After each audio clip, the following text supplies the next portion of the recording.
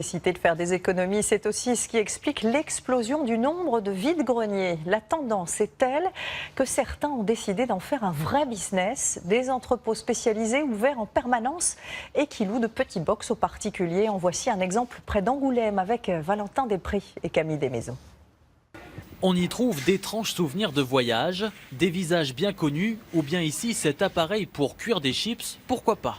Des objets inattendus, il y en a dans ce hangar partout. 1300 mètres carrés de bric-à-brac pour ce vide-grenier un peu particulier. Car celui-ci a lieu en intérieur et reste ouvert 6 jours sur 7 pour faire de bonnes affaires. Les week-ends, je suis rarement libre.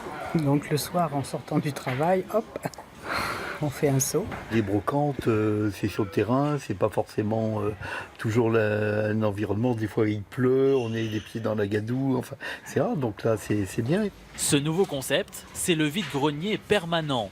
Pour 10 € par semaine, les vendeurs peuvent louer l'un de ces 214 box. C'est ce qu'a fait Christiane, bien heureuse de vider ses armoires. J'ai décidé de vendre des vêtements, des pantalons, des corsages, des vestes, des robes, des livres. Ce sont des pantalons à l'achat qui ont coûté entre 35 et 40 €. Je les laisse à 2 €.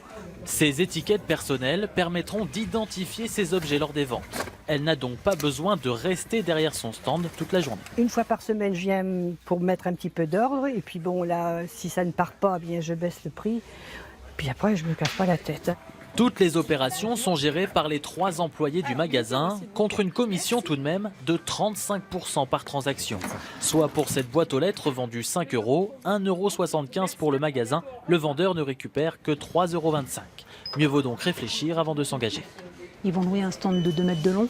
Il faut quand même qu'ils aient pas mal de marchandises pour pouvoir l'approvisionner sur tout le temps de la location. Et il ne faut pas mettre des produits qui seraient susceptibles d'être mis à la poubelle quasiment aussitôt, mais des produits quand même qui peuvent avoir une deuxième vie. Pour l'heure, la formule fonctionne. Les réservations de box sont ici déjà pleines pour 3 semaines. L'enseigne ouvrira 4 nouveaux magasins en France d'ici la fin de l'année.